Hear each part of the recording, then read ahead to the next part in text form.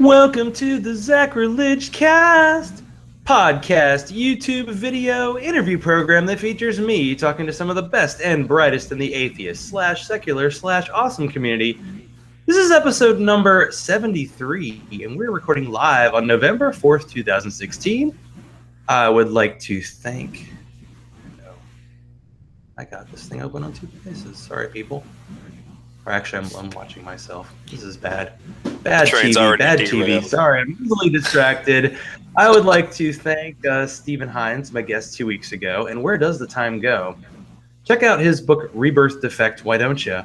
So, just real quick, if you want to support this show, be like Bobby, Hugh, Teody, great men, great people, and support the show, patreon.com/Zachrilege. I'll say it now before I drink two beers. Zachrilege. My bottom third, for some reason, is not working, and somebody's going to make an ass joke out of that. Tonight, or today, I don't know, it's kind of daytime, is the second unofficial reunion episode as I bring back the whitest and delightsomest episode 38 guest, Bryce Blankenagel. He is perverting the true word of God by studying the life and times of Joseph Smith and his motley crew of followers. He's the host of Naked Mormonism, co-host of my Book of Mormon, and he's just looking for a nice Mormon girl or three. I think he's allowed to have three. And I wanted to throw in a few quotes from our initial interview. These are, context is up to you. Shit. Man, there's a lot of really crazy shit that happened in the church, and nobody talks about it. Michael Jackson has got to be the most righteous motherfucker on the planet. And we're not totally racist anymore. So how is that planet coming, Bryce? Oh, God. You caught me off guard. When you take those things out of context, well, actually the context is just provided in and of itself, so it doesn't matter. Wow. Thanks for inviting me back onto the podcast. It's good to catch up at the moment.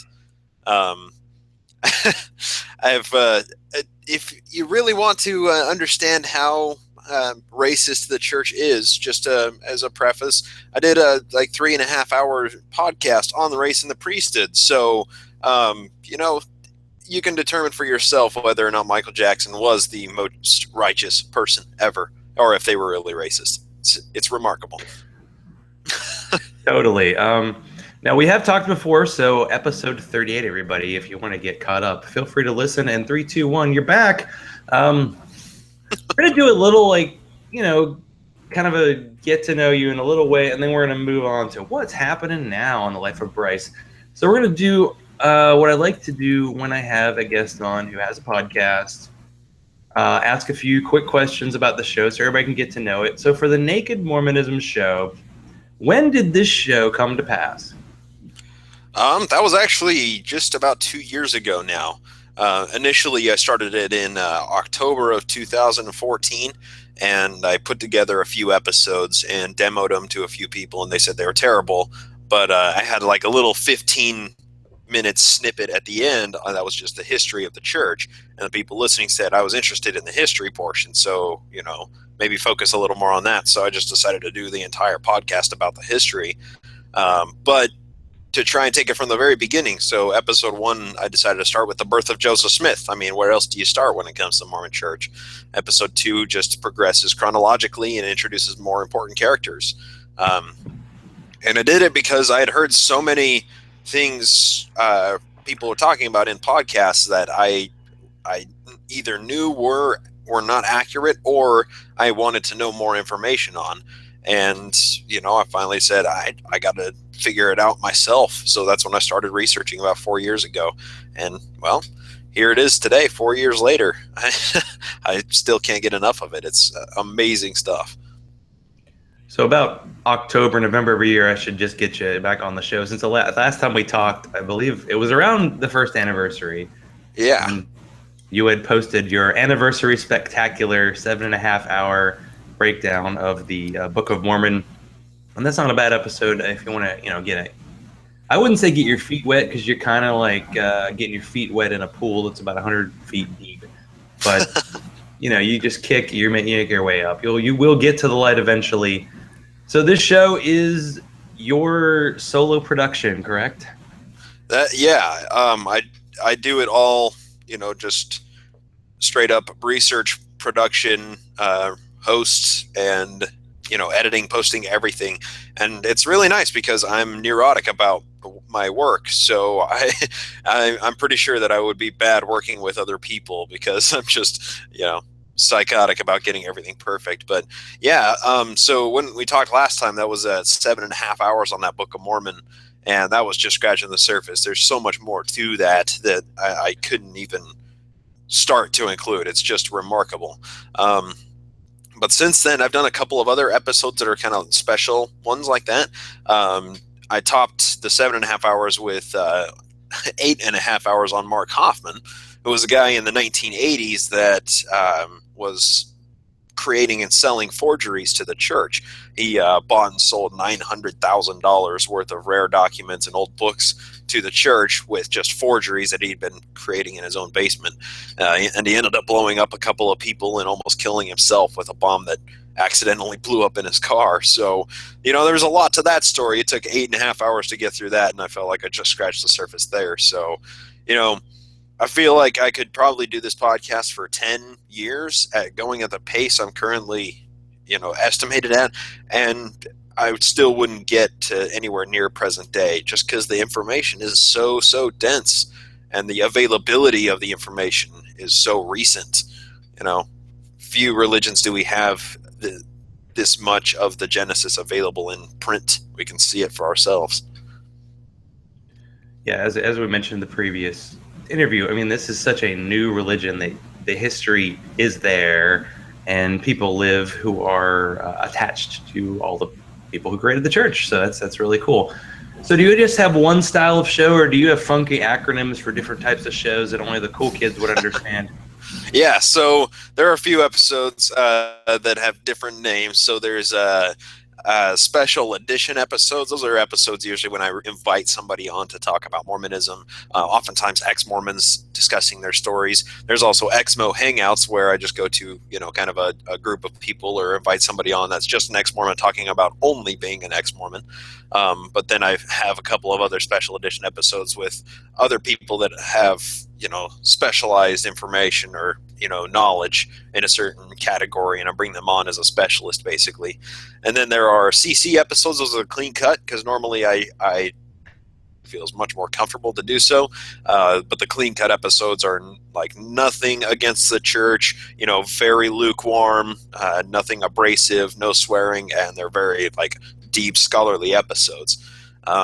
And then there's just the normal episodes that are the chronological breakdown. That's, episode 1 is the birth of Joseph Smith. Episode 2, 3 progresses along the timeline from there. So, yes, thanks for asking. It's kind of confusing if you look in the backlog. And this is all recorded, right? You don't go live like crazy people like me. Yeah, I don't know how people can do live. It just blows my mind. I like to be able to edit out all my fuck ups. Like if I say something stupid and I don't realize that I said that stupid until in post, I can go, oh, Control X, that whole stupidity is gone. Now I sound much smarter. It's amazing. My stupidity is always out there for everybody to check. But that's why I let my guests talk most, because they don't ever say anything stupid. So it's a perfect thing. So I'm guessing, as a neurotic perfectionist, you probably don't drink while recording the show, but is it requested, is it kind of maybe a beverage might help out while listening to the show while not operating a motor vehicle? Definitely. Well, my personal favorite is it's a block and a half away from where I used to work, New Belgium Fat Tire. That's my drink of choice if ever I do have to get onto drinking. But if you want to play a drinking game to the show, I'd recommend the My Book of Mormon podcast, where we read through the Doctrine and Covenants and we have a drinking game with it. It's fantastic. Some episodes are a little heavier than others, so, listener beware. That's all I'll say. Listener beware, yeah.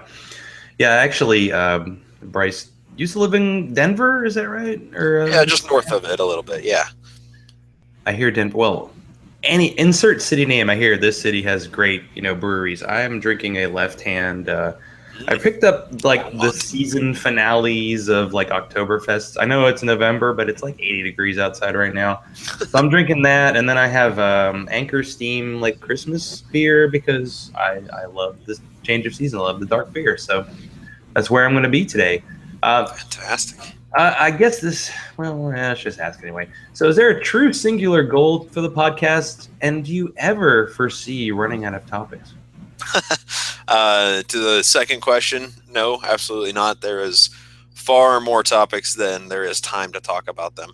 And first question, what's the overall goal? I don't really know, just to educate more than anything. I do try and say that I don't do a pro or an anti-Mormon slant, but that's bullshit. I really do. I say a lot of scathing things against the church, and at least I back them up with my research, and I have a foundation for what I say against it.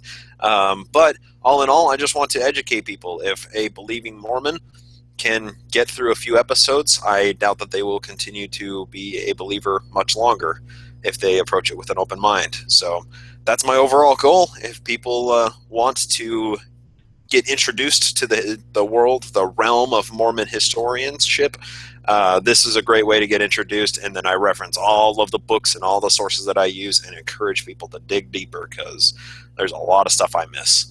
It's absolutely incredible. Yeah, I had somebody reach out to me after our episode and asked me a question about some sister of one of the wives of Joseph Smith, and I had to forward it to you. And you're like, I haven't heard of this person, but I'm getting in there. And I'm like, yeah, I bet that happens. I bet that happens a lot. So currently in Naked Mormonism, where are you on the giant timeline of more? Because you were kind of going through Joseph Smith's life. Like, where are you now on the timeline of the creation of the church? So currently, as it has been progressing, I'm sitting at the beginning of 1838. Now, a little bit of backstory. Joseph Smith began, he reportedly got the plates, dug them from the ground in 1827. The Book of Mormon was released in March of 1830, and then he founded the church in April of that same year, 1830. So I'm essentially only 8 years into the foundation of the church. There's still 6 more years before Joseph dies in the Carthage jail shootout, and then from there, then that evolves onto the Utah years, and that's when things really get complicated and insane, to say the least. Absolutely insane, because Brigham Young is a Bond villain. I'm convinced he's a horrible human being.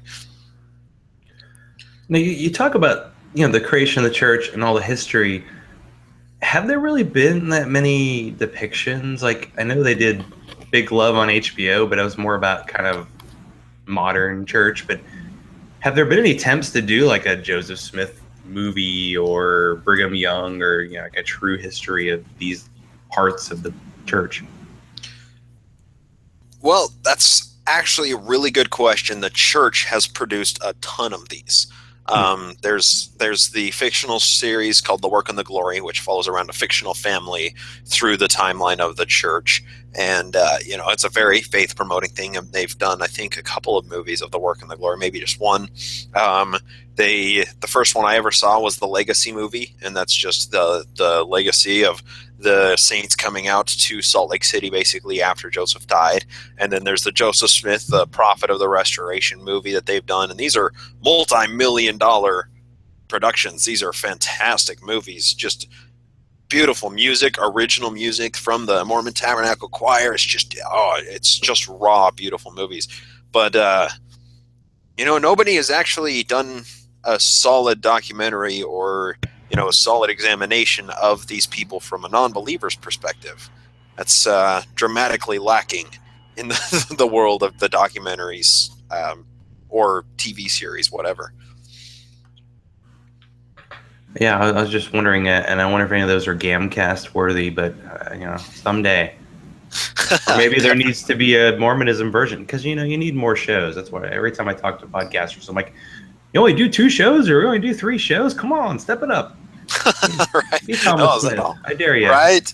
I don't know how do not Thomas have a moment of free time in your life. That's your goal. So let's Exactly. keep going with kind of the recent stuff. So what was it like to get Jeremy Reynolds on and talk about his letter to a CES director? Yeah, so Jeremy Reynolds kind of became a little bit of a celebrity in the Mormon and the ex-Mormon culture because he published this 80 some odd page letter online, and it was just an open letter to CES, which is the Church Educational System director, and it just brought up very short and concise points of problems that Jeremy had with the church and why he could no longer believe, and with the conclusion that if the CES director can properly answer all of these problems, then he would believe that the church is true because that's intellectually honest. Of course, the CES letter was, wholly ignored until they could get their finest apologetics resources on it. And now Jeremy and the church are in a constant battle back and forth with information and scholarship, and the guy's fighting on the spearhead against the Mormon apologetics. Jeremy is just a fantastic guy. But yeah, recently had him on the episode or on the show, and he shared his story of growing up in the church and then coming coming into this information that he never knew even existed, and it just kind of crumbled his faith, just like it has most people that are Mormon that start researching the history. Yeah, it was. It's always good to get the personal stories in there because it's not just, hey, I read this book and it's weird. It's like, hey, I sent this letter out and I don't think, did he ever officially get a response? I know the church responded, but it wasn't like he got a specific response from the specific person that he actually contacted. No, that guy actually never completely got back with him. He has the open letter exchange posted up on his CESletter.org, I think it is. And yeah, the guy never actually got back, but the church's apologetics, Fair Mormon, they did an entire debunking the CES letter. And now what Jeremy has done is on CES letter, you can say debunking Fair's debunking. So he went back and wrote like some 800 pages worth of text that was debunking what they were trying to come up with against his original CES letter. So, I mean, like I said, the guy has been working tirelessly to fight against, bullshit scholarship that tries to promote faith when he's saying this is what really happened. So, yeah, fantastic guy. Like I said, he's a really good guy. And to kind of dig your heels in because you are going against a pretty big organization with pretty much unlimited funds. I mean, they still have the your lawn mowing money from when you were 13, right? Yeah, exactly. Yep. And that actually brings up another interesting point is, with so many people having donated faithfully to the church for so long, when they leave, they're kind of out that money. It's not like they can go back and sue the church for, for a lost tithes or whatever. But I would like to see, something, some legislation moved on where that could no longer be the case, where the church isn't really protected, because they have on record every single penny that I have paid to them. It hasn't been much because I left before I really got a real job, but I mean, there are people that have, given millions of dollars to the church and they leave and they're just out. They're out that money forever. It's unbelievable.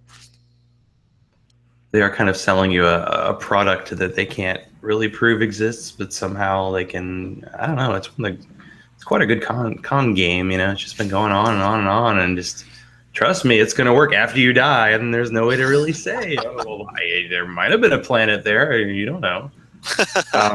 Right. Actually, I recently had an episode on with somebody named Esther, who she was somebody that came out of a Canadian polygamist commune up there, basically, and she proposed the idea of having a church where they will give you back, I think it's 100 or 200, no, 250% of your tithes if you come back from the dead. So it's like actual insurance, right? People pay for the 10% or whatever the tithes, the membership fee, and if they're able to prove that the afterlife exists, they can come back and you give them back a full refund plus 150%. You can't go wrong with it, right? I It's mean, like the extended insurance on when I buy a computer or something.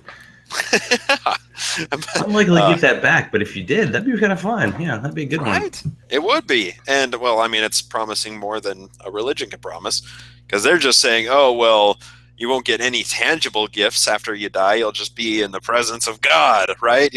You'll be in heaven, the coolest place ever. That's your gift for giving us all your money during life. That's a that's a shitty insurance policy.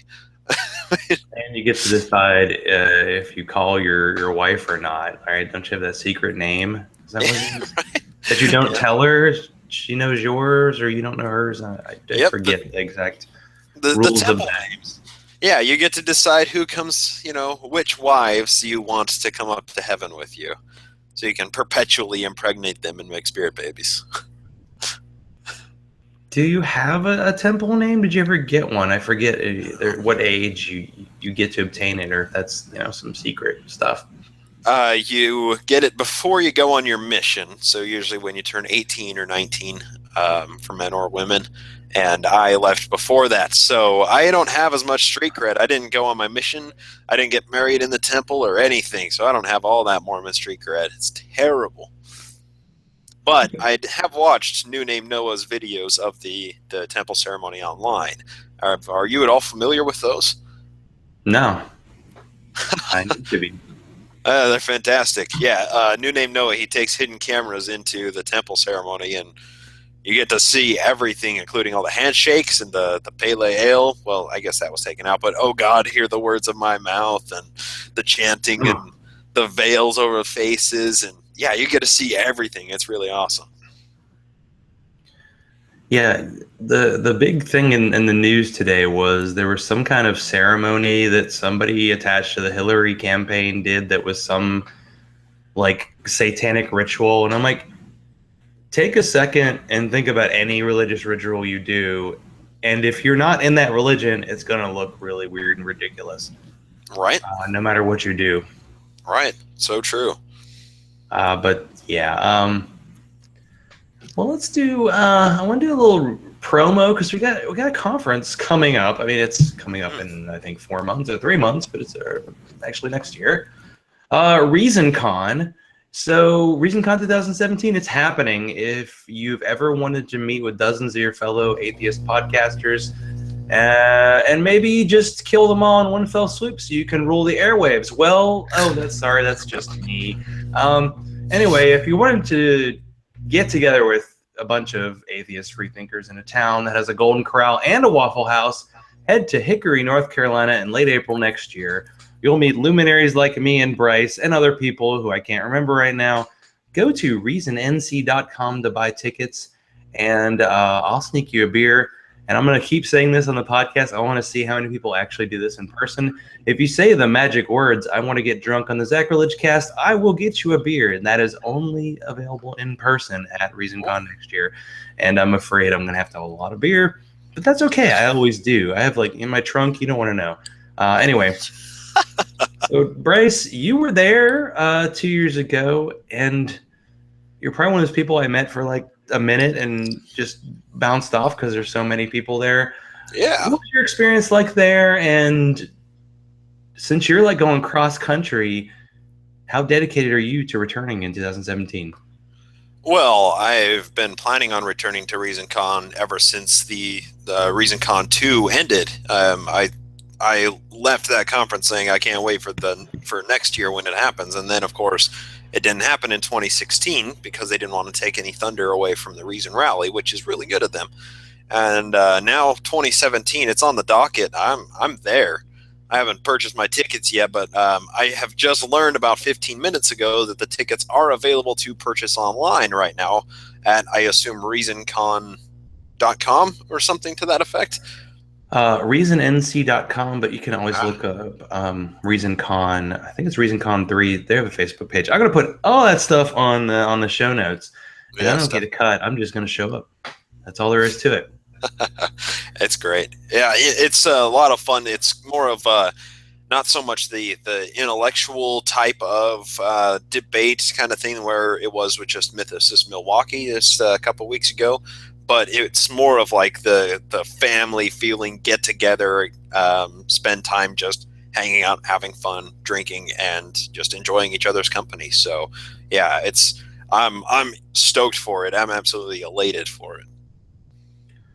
Well, I'm trying to remember. Scathing Atheist did a roast of God, including jokes that I think were later redacted. I snuck beers into the VIP dinner, so I am responsible for drunk Susie. Thank you. Thank you. You're welcome. And I'm not sure, there was some they talked about in year one. They did like this drunk podcast that I listened to, that Bobby did, of No Resident Required, or he posted it. And I feel like they tried, and some people succeeded and some failed. But I know Steven from Atheist on Air did one, and that's the drunkest I've ever been on a podcast. That was a great episode. Oh my God. I think I might have been the drunkest of all the people there. And I was like, he was asking me some like question that like apologist would ask. It was like, that was great. Don't even ask me what my name is. So maybe I'll be a little calmer this year, but I really doubt it. I mean, it won't be any more fun if you are less, excited, less inebriated, I should say. So. Well, maybe not 8. We'll start like 8:30 in the morning. When take. Well, I mean, the first time when I went, I had my like atheist shirt that I got from Paul from Koranify Me. Talk about throwback. And I remember wearing it in the elevator, being like, kind of like, I don't know if this is going to work. And then like once I got to the conference, I'd say 30% of the people were wearing similar shirts. Mm-hmm.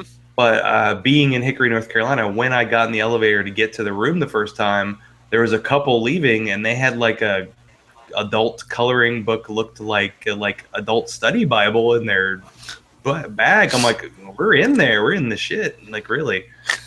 And I'm hoping we get more protesters. We had the guys in the van with the Christian flag, and that was the first time I'd ever seen the Christian flag. I didn't know that was a thing. There was a preacher out there who just happened to be stopping by, and Bobby and a few other people are like dying for that. But it's a good one, and you'll have these conversations where you're talking about like podcasting, and only a very small group of people are like going to be in with you on that, and they're going to be very excited to talk about mic levels and mixers and what all the nonsense that goes on. Do you get a similar feeling when you're able to talk to like a Mormon history buff? Yeah, so I've been to a couple of different conferences. Of course, ReasonCon and Reason Rally. They were kind of that feeling where you're getting together with other podcasters and you're talking, the nitty gritty of podcasting, and that's fun. Like, I enjoy those conversations quite a lot. But I also went to Sunstone Symposium in late July in Salt Lake City, and it's basically just a Mormon history convention that was established in 1979, and they've kept it going annually ever since. And it was a whole different feeling, because most of the people there didn't even know what a podcast is. They're just there for the Mormon history. But I could engage on a very deep and intellectual level on specific topics of Mormon history there at that convention that I am completely incapable of engaging at any other convention or in any other setting with any other group of people.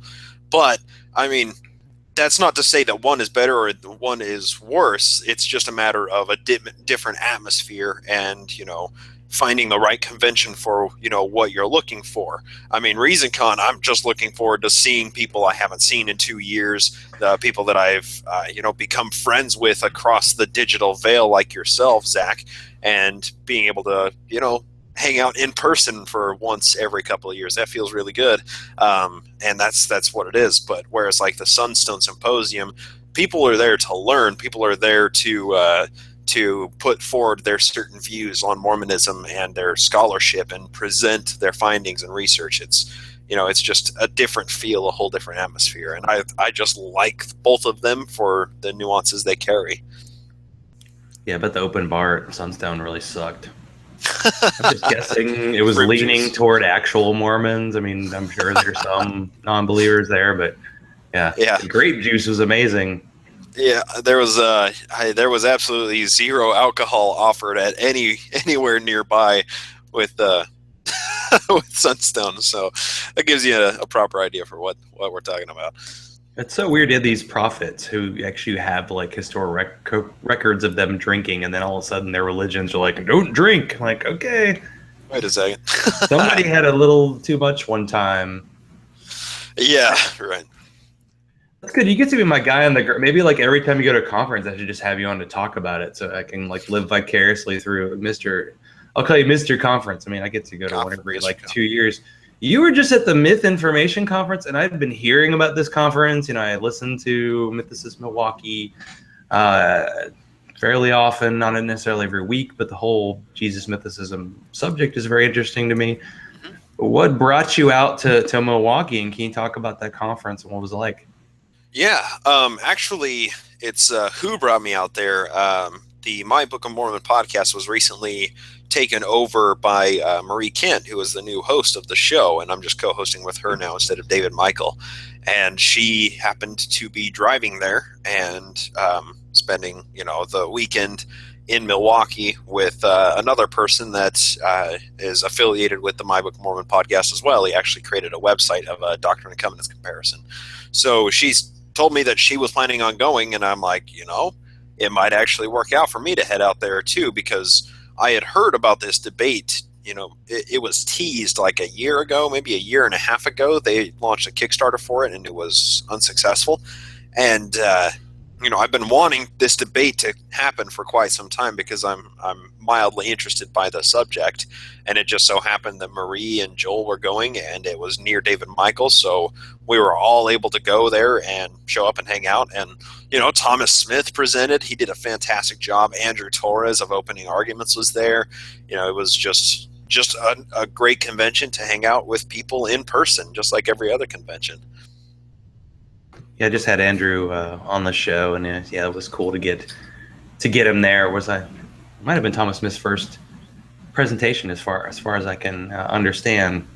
Yeah, I think it is. But yeah, he did a fantastic job. It was hilarious. No, you were the one arbiter of truth at this on this show. So, from your point of view, who won the debate, Robert Bryce or Bart Ehrman? Oh, that's actually a really good question. And, a debate is debate doesn't necessarily establish truth. If you listen to Robert Price's podcasts, the Human Bible and the Bible Geek, he has an incredibly broad understanding of ancient religions in the Palestine area. He's insanely knowledgeable about the Bible. He's written over 100 books on the topic, and he is part of the fringe of people that think that Jesus was probably just a myth. Basically, he was created out of whole cloth, just like the angel Moroni was, basically, with Joseph Smith. And then, sorry. Right. Then you have Bart Ehrman, who's the Nahar.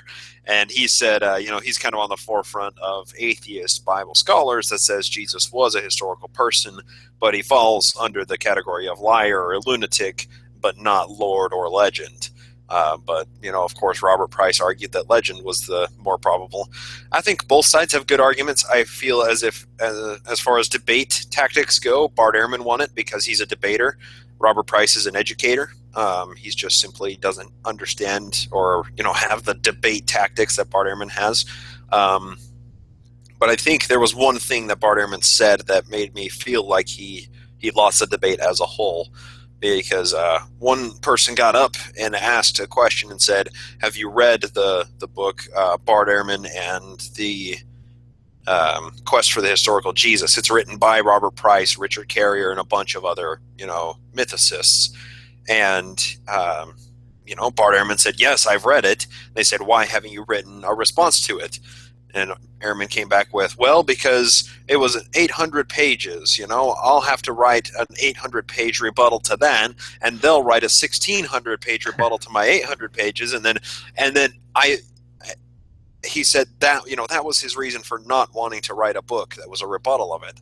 And it's like, isn't that how scholarship is supposed to work? Isn't that both sides present their information, and then it requires each side to refute the arguments presented by the other side? That's how scholarship is supposed to happen. I feel like he basically just backed out of the even needing to answer the scholarship that had been raised against him. So I feel like symbolically on a higher level, that's when Bart Ehrman kind of lost the debate. But,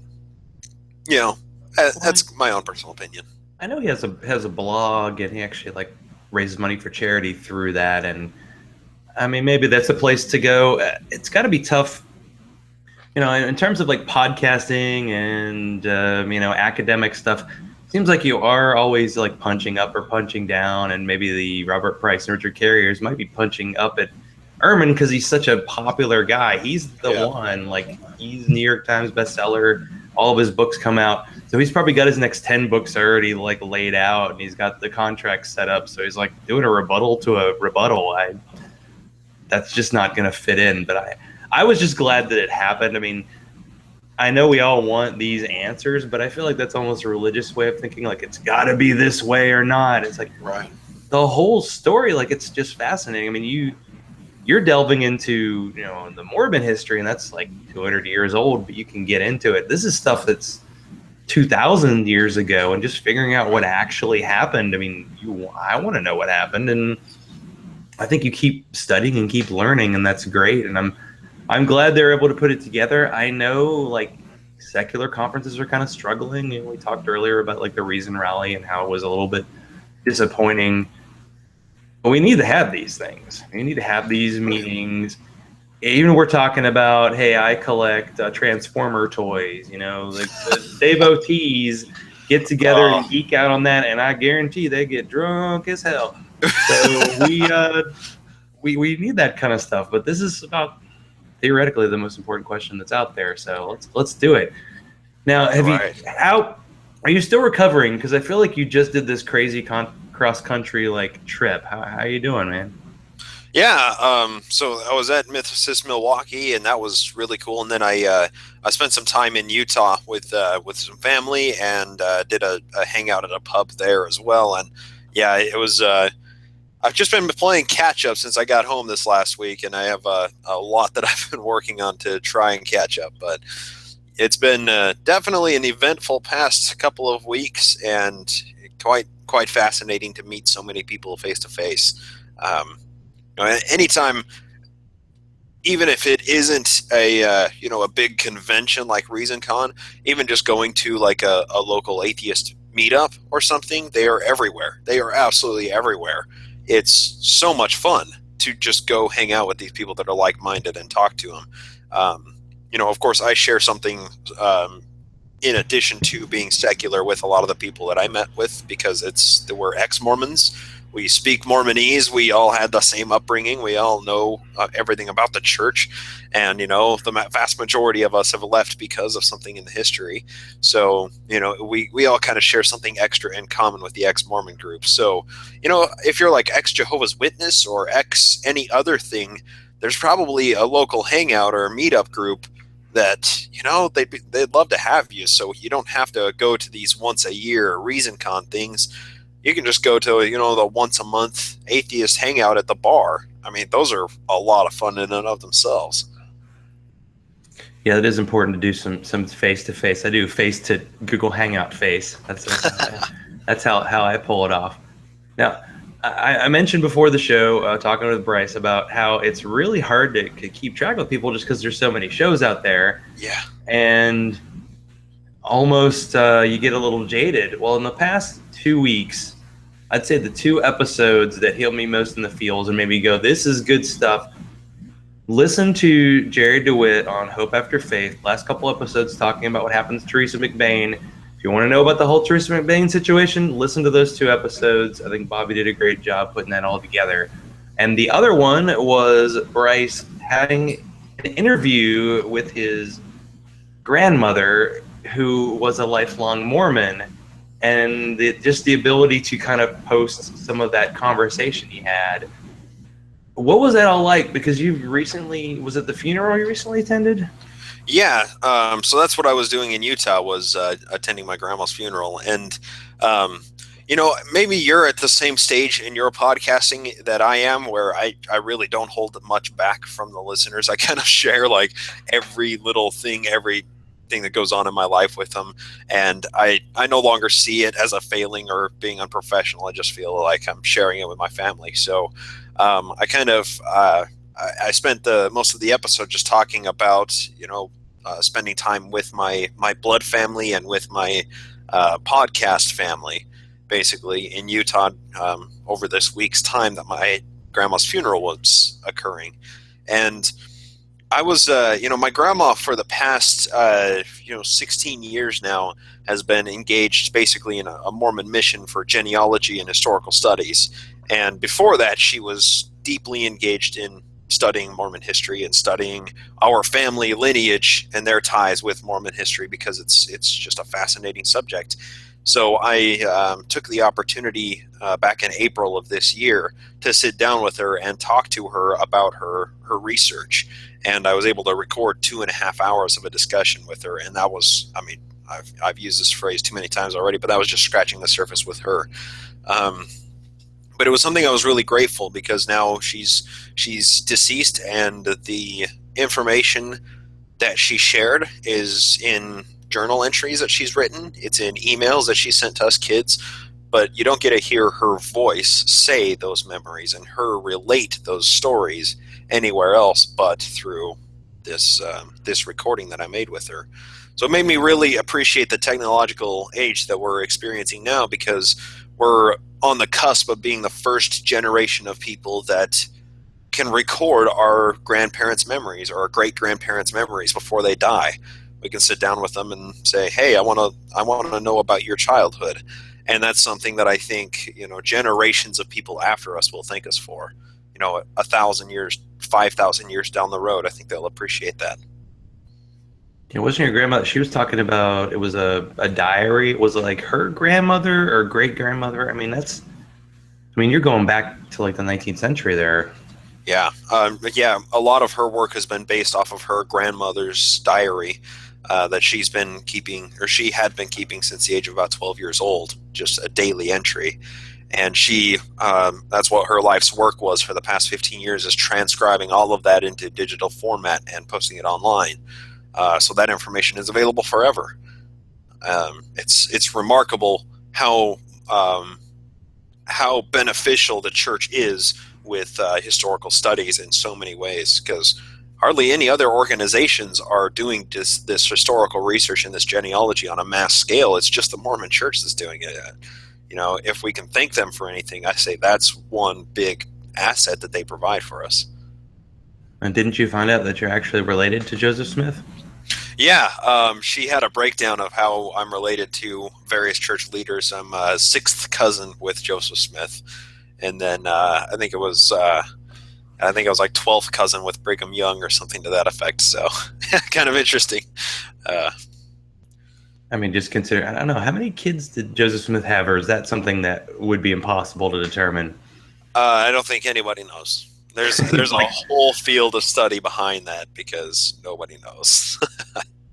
Because there's some study about like Genghis Khan with all his conquering, that some high percentage of all the people in the world are actually related to him, and I would just guess Joseph Smith got busy, and he was not. If there were condoms back then, I guess he'd be like, nah, not really interested in that. Not so much. There's also a fair amount of problems with the data in the first place, because while Joseph Smith was very prolific in his marriages, we don't know how prolific he was with his actual sexual relations, primarily because there was this guy, John C. Bennett, that was best friends with Joseph Smith in 1843 before Joe died. And he was living with Joe and Emma for a while, and John Bennett, he had the keys to the throne for a while. He allegedly performed a fair number of abortions for Joseph Smith. It says in the history of the church that this guy was performing abortions for Joseph Smith. So who knows how many kids Joseph actually had, because this guy might have been interfering with our data a fair amount. And I'm sure the church is pretty open about being anti-abortion now. Just a guess. Yeah, kind of weird. I'm totally spitballing here. I could be wrong. It's weird how they're don't want to get sued. Yeah, it's odd how they're so opposed to so many things that Joseph openly did. I mean, the night he was shot, he was drinking, a wine and smoking cigars. I mean, that's two things that the church is violently opposed to. And the night before Joseph died, he was doing, imbibing. Actually, if only they knew what their prophet had done in his life. Yeah, that's the one. That seems like a common thing that comes up, with ex-Mormons or ex-anything. It's like, I didn't know this happened, or I didn't know this. Yeah. There's so much I don't know. But the news. So, okay, how did the transition happen, my Book of Mormon, and have you made it look like David Michael's still alive, right? Because you can't, no trail, no bodies, right? Yeah, he's in a safe place at the moment. But yeah, so David ended up getting a promotion at work, was unable to continue producing the podcast. So he just put out an open petition to all the listeners and said, hey, is there somebody that wants to take over? And Marie came up, and we had a 3-way conversation with her, and we're like, yeah, sounds like she would be a great host. And she's been hosting for, I think, more than 20 episodes now, weekly episodes. She's been hosting for quite some time now, and she's doing a fantastic job. I think we've kind of found our groove, hit our stride, where we're recording, an episode every week and getting those cranked out. And man, there's a lot of crazy shit that happens in the Doctrine and Covenants, so she's doing a great job of pointing out some of the absurdities. Yeah, I was wondering where you were with the books, because I know my Book of Mormon, he got completed, but there's always more, right? Yes, absolutely. There's always the spin-offs and stuff. So what are the other books? It's the Pearl of Great Price, Doctrine and Covenants. What else? Electric Boogaloo. What do you got? So you got the Book of Mormon and Doctrine and Covenants. Those are kind of the the Book of Mormon is like the foundational document. Tells the story of the ancient Israelites. Then the Pearl of Great Price, which is just a small addendum. Most of it was translated from Egyptian papyri that Joseph bought from a traveling salesman named Michael Chandler. That's a huge story behind it. It's just chaos. Did they actually find that? Because I know there's something about some official actually translated it. And what was it actually? It was not. No. Oddly enough, Joseph got absolutely none of the translation correct. Weird how that works when his translation tool was a rock sitting in a hat. But yes, real scholars have translated the actual Egyptian papyri that he used, and it's nothing like what Joseph says. It's a fairly common funerary text from the Egyptian Book of the Dead. I mean, it's nothing special. But of course, Joseph didn't know that. He thought it was the Book of Abraham, written by Abraham himself. Of course, the oldest writing that we would ever have access to. Of course, that's what it was. But God, I got derailed there. Try to be good at that. Yeah, but all in all, the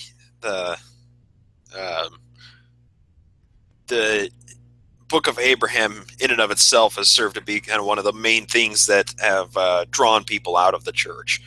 People will say, gays, the church, banning gay families, or, the kids of gay families, or the Book of Abraham, or Joseph's polygamy. It's kind of one of those main things that people, they instantly look at it and say, oh, wow, so the church is complete bullshit. That makes sense now. Oh, yeah, that. Yeah. So last we talked, you're working kind of on a book project, but now I believe you got this Kickstarter going on. What's this new project happening? Yeah, so recently we launched a website that is it's called the realbookofmormon.org, and I'm working with a couple of guys to get this website put together. We launched a Kickstarter to hopefully get funding to expand the website a fair amount, but unfortunately, due to some unforeseen circumstances, including a couple of other atheist podcasts running their fundraisers at the same exact time, it was unsuccessful.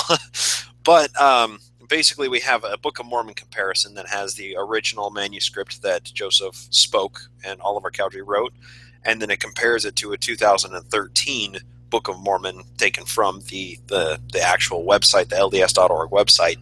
And there have been, if we're calculating correctly, over 100,000 changes from the original manuscript to what we have today. So, if it's the divine word of God, kind of hard to argue that it was, why did it need to be changed? But yeah, so on that website, we also have the Defector of the Faith, which is just a random fact generator for random facts about Mormonism. And they are not necessarily faith promoting or faith destructive. They are just facts. And you got to click through them. And they usually require a fair amount of research to understand completely. So that's a resource we're trying to make available. And then the third portal is the Real Book of Mormon. That's where I'm publishing chapters of my upcoming book. Basically, I'm converting podcast episodes into book format and putting that online, made available for everybody to read through. And when that's all done, I'll get it bound and published in a paperback form. And yeah, that's kind of the extent of the projects I'm working on at the moment. Well, that's it, huh? Yeah, no big deal. So when did that original, was it fairly recently, the original, what is it, the printer's version of the Book of Mormon, the one that actually was printed in 1830 something? Yeah, that recently resurfaced. So when Joseph Smith had the printer's manuscript, sorry, my mistake, the original manuscript, he went and buried it in the cornerstone of the Nauvoo Temple. And it was unearthed about 20 years later, and only about 20%, 25% of the manuscript survived. It was so badly water damaged. So in addition to that was the original manuscript, and then there's a printer manuscript, and that's what the actual Book of Mormon was printed from. And Oliver Cowdery had that and passed it on through the Community of Christ, who still has it. So the church, the LDS Church and the RLDS Church, basically teamed up together and published the printer's manuscript in its original form online. Everybody can go right there and read Oliver Cowdery or David Whitmer or Emma Smith's handwriting as Joseph Smith was, speaking the Book of Mormon out of the hat. So, I mean, just really remarkable stuff. The church is making some amazing strides at being honest in their history and their scholarship. I applaud them for it, actually. Yeah, I would try to imagine what it would be like to get the original text of any of like the Gospels or any of the Bible books, because it's so it's the game of telephone in Holy Book version. Yeah, exactly. You mentioned on a recent episode, you wanted the opportunity to talk to someone, like a Mormon authority, and just let them talk on your show and kind of be open. So do you have a dream, like, guest, like a Mormon, an actual, like, someone in the church who would you want to have on the show? Even just have them talk, even if you didn't do any kind of debate, just to, like, let them say whatever they wanted to say.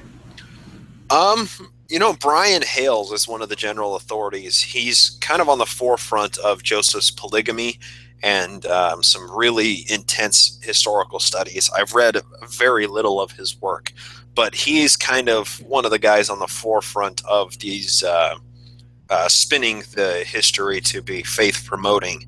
And I would love to get him on to talk about what in the history is actually a faith promoting thing, because minus Truman Madsen lectures, there's not a whole lot that you can point to in the history of the church that lends credibility to the claim that it was divine. It was inspired by God. So I would love to ask him that question. Give me one instance of Joseph being a true prophet. Give me one instance where what happened can only be interpreted in a way that God was interfering or God was working on behalf of Joseph or the church.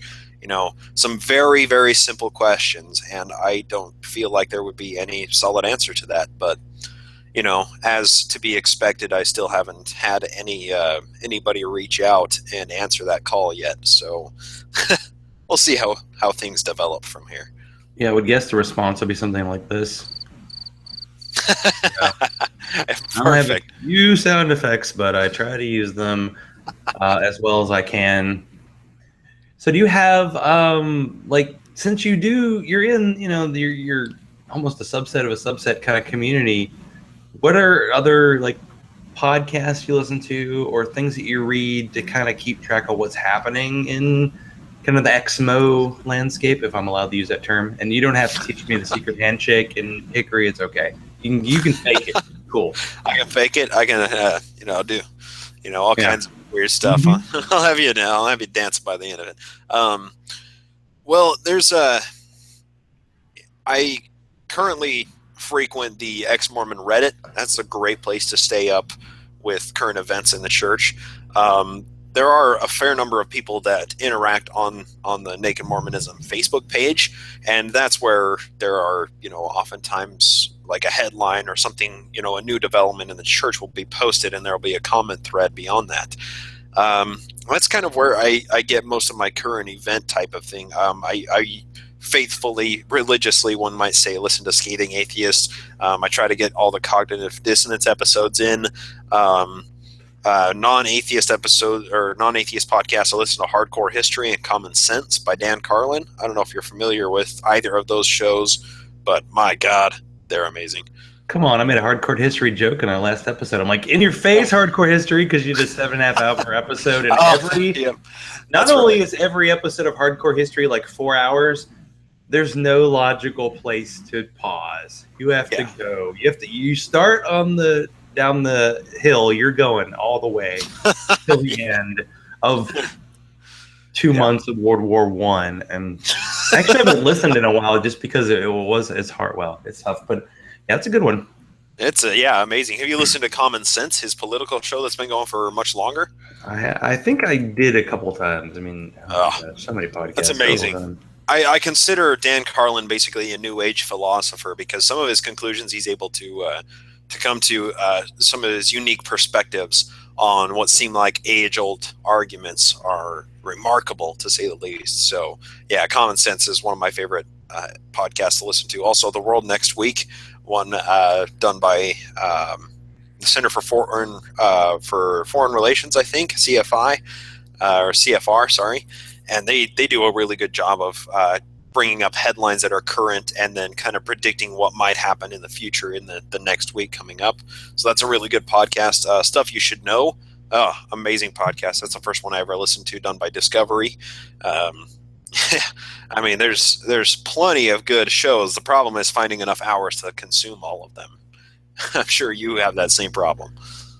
Yeah, pretty much. It's hey, I have a guest, I'm going to binge listen to them, and then whatever else I can throw in. And hey, we're in the middle of football season, so I try to get a few of those in as well. Yep. So many interests, so little time. I actually should really get into beer podcasting. That's a new thing.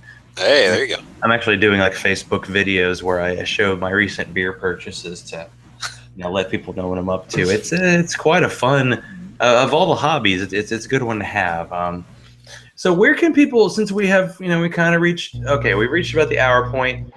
First, of course, thank you again for being on. And then, is there anything you wanted to talk about that we haven't reached in our discussion? Well, first off, thanks for, of course, having me on. I love coming on and just catching up with you. It's good times. Second, thing is with Mormon history, like I can blabble about it for hours on end.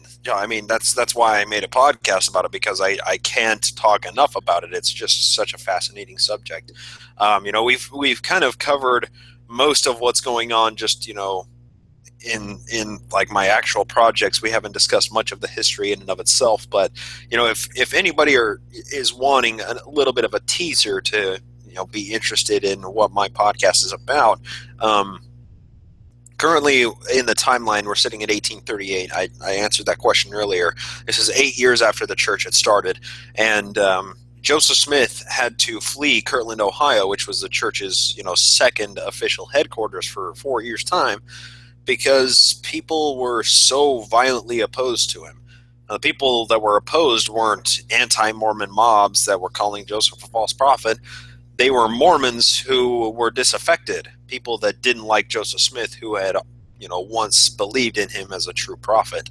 So he's been chased out of Kirtland, and coming up very soon in the timeline is what is known as the Missouri Mormon War and the Battle of Crooked River. There's actually calling it a war is probably a broad interpretation of what the word war means, because only a few people died, but there were armed skirmishes between the Mormons in Missouri and the Missourians that didn't like the Mormons, and it was in response to an extermination order that the governor signed, who later somebody in the church tried to assassinate. Pistol Packet Porter Rockwell tried to assassinate this governor for signing that into law.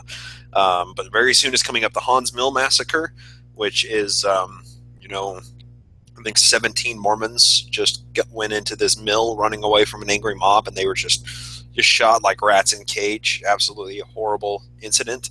And then the Liberty Jail incarceration, where Joseph spent a winter in jail and kind of had like this respite where he was just producing revelation after revelation because he had nothing else to do except, write.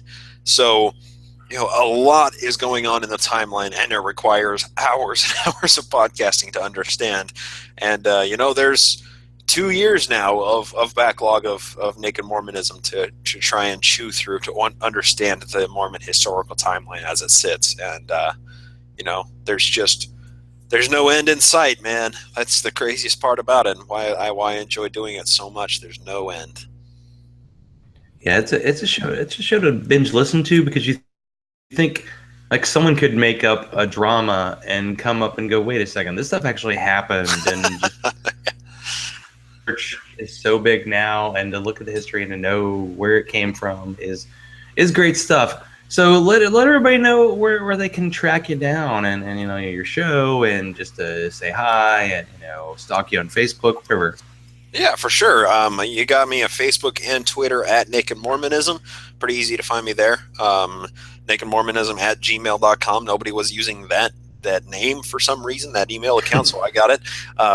And yeah, you can contact me just personal messages on Facebook or however you prefer, and you can find the Naked Mormonism at pretty much any podcast outlet, Google Play, iTunes, Stitcher, everything like that, as well as my Book of Mormon podcast, where I co-host reading the Doctrine and Covenants currently. So yeah, lots of places. Just Google that crazy last name, Blankenagel. We'll have all those links in the show notes. I don't know why I say we. Maybe it's me and my 2 beers. But with the idea is already brewing in my head, about a little side trip before ReasonCon. There's some breweries in Asheville, North Carolina we may have to check out with Jim Dobler. So watch out, people. The plans will grow as we get closer to showtime. And do check that out, ReasonCon. I think it's reasonnc.com, but that's all available online. So for me, follow me on Twitter, like my Zachrilege cast page on Facebook, and send all hate mail to zachrilege.cast@gmail.com. Thank you, Bryce, for being on tonight. Now, for everybody who's listening, stay safe. And if you need to chat, I'm available. If you're an atheist and feel alone, you are not alone. Reach out. Let's chat and get that human connectedness that keeps people coming back every Sunday. Stay skeptical. I love all y'all. And for non-existent God's sake, fucking vote next Tuesday. Good night.